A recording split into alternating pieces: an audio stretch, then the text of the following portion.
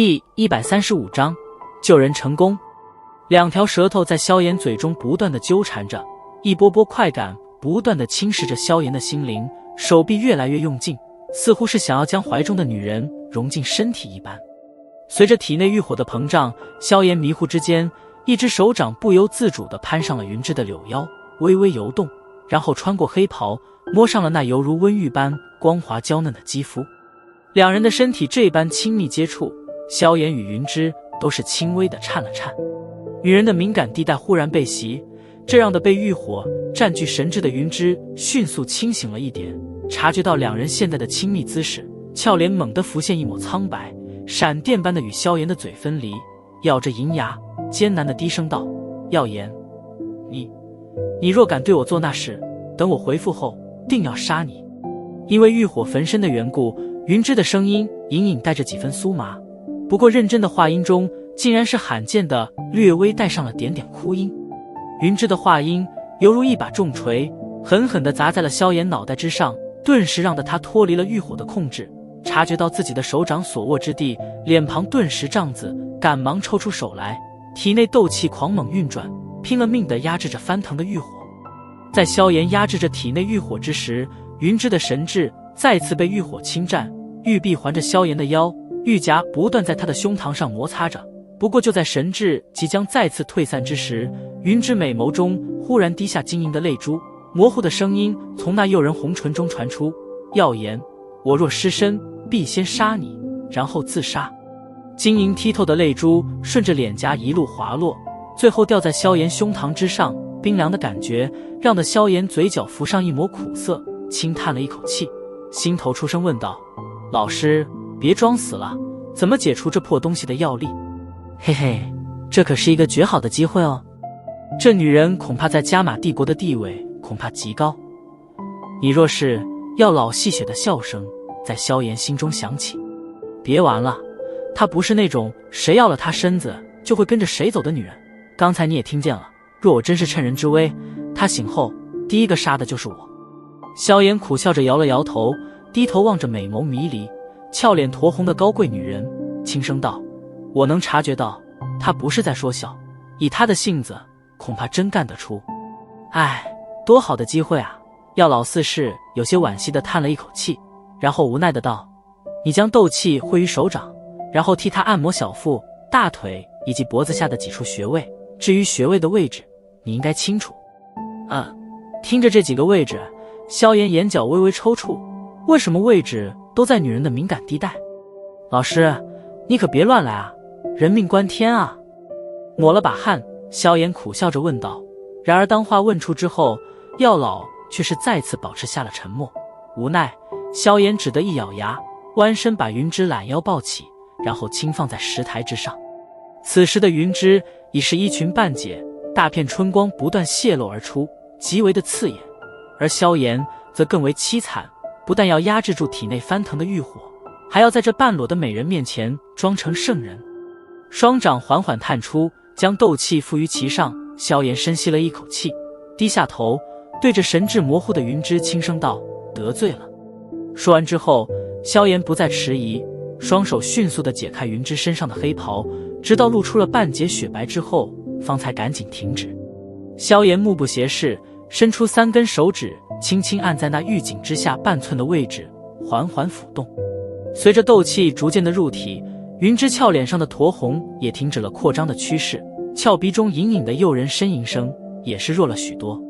见到果然有效，萧炎精神微振，体内斗气更是急忙涌上手掌，在此处按摩了将近几分钟之后，萧炎目光微微下移，停留在了云芝小腹位置。对于这比上面位置更敏感的地带，萧炎叹了一口气，然后再次解开黑袍，咽了一口唾沫，萧炎手指触上那平坦如玉般的小腹，然后轻轻游动着。在这般亲密的接触中，萧炎自然是忍不住的有些心荡。随着小腹位置斗气的输入，云芝俏脸上的酡红也逐渐减退着，泛着粉红的肌肤也是缓缓地恢复着正常的雪白。小腹按摩了几分钟，萧炎赶忙将黑袍撩上，然后又从云芝的玉腿处将黑袍逐渐的掀上。对于这种部位，萧炎可真不敢放肆，在点到极止之后，迅速找准位置，赶紧闭上眼睛，用斗气疏解着云芝体内的欲火。在萧炎闭目之时，石床上的云芝玉手却是微微紧握了起来，修长的睫毛不断地颤抖着，一抹似羞似怒的表情在脸颊上一闪而逝。片刻之后，萧炎终于是大汗淋漓地移开了手掌，将黑袍一下，剧烈地喘着粗气，转过头望着俏脸已经恢复正常神色的云芝，不由得松了一口气。在萧炎松气之时，体内因为替云芝压制欲火而大量消耗的斗气顿时差点被欲火再次冲出，脸庞涨红着。萧炎微弓着身体，望着那躺在石床上没有丝毫防备的美丽女人，他脚步忽然有些忍不住地前踏了一步，低头望着那娇艳欲滴的诱人红唇，眼瞳中闪过一抹炽热，然后缓缓地低头，似是感受到了那越来越近的灼热呼吸，云芝玉手也是悄悄紧握了起来。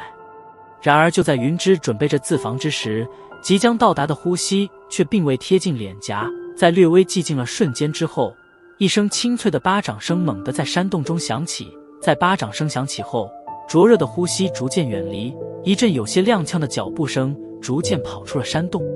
在脚步声消失之后，石床上的云芝这才颤抖着睫毛，睁开了双眸，望着身体上有些凌乱的黑袍，美眸中又是一滴泪珠不争气地滚落而下。虽然他清楚最可怕的事情并没有发生，可萧炎那通按摩却是完全等于把他的身子给看了个精光。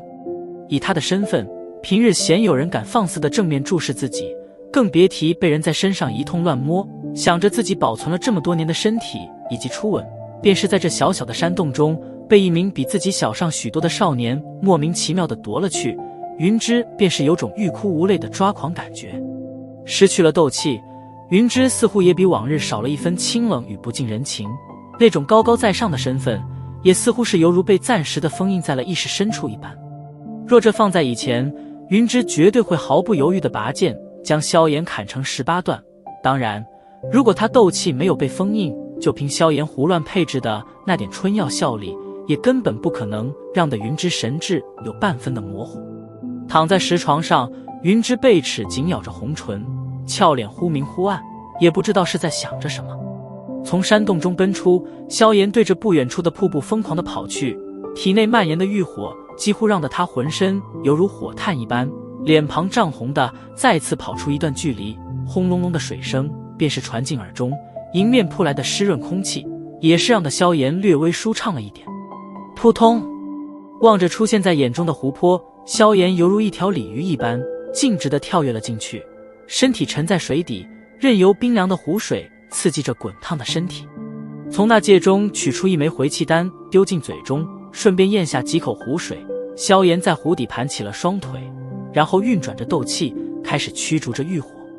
随着湖水的刺激与斗气的缓缓回复，萧炎身体上的滚烫正在逐渐的退却，体内翻腾的欲火也是悄然隐退。扑通，平静的湖面，一颗人头忽然的破水而出，萧炎抹了一把脸庞上的水渍，抬头望着那高升的烈日，全身有些无力的呼了一口气，缓缓地游到岸边，身体贴着岩石，不断地喘着气，微眯着眼睛望着天空。萧炎舌头忽然舔了舔嘴唇，云芝那蕴含着高贵的美丽容颜再次在眼前浮现。先前在山洞之中，本来高贵的犹如女神般的存在，却是在自己面前露出了最诱人、最放荡的撩人姿态。轻声苦笑着摇了摇头，萧炎知道，不管以后如何，这让得自己第一次尝到女人味道的他，将会永远地烙在心中，难以抹去。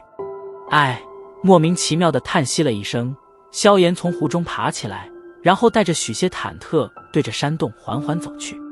在即将到达山洞之时，萧炎深吸了一口气，轻声嘀咕道：“他应该醒了吧？”握了握手掌，萧炎举步走进了凉爽的山洞，目光望向石台，却是一愣，本该躺在这里的云芝却是消失了身影，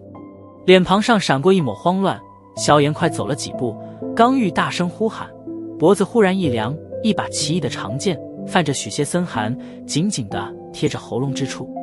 身体骤然僵硬。萧炎眼角向后瞟去，只见一身黑袍的云芝正手持长剑，俏脸冰寒地立于身后。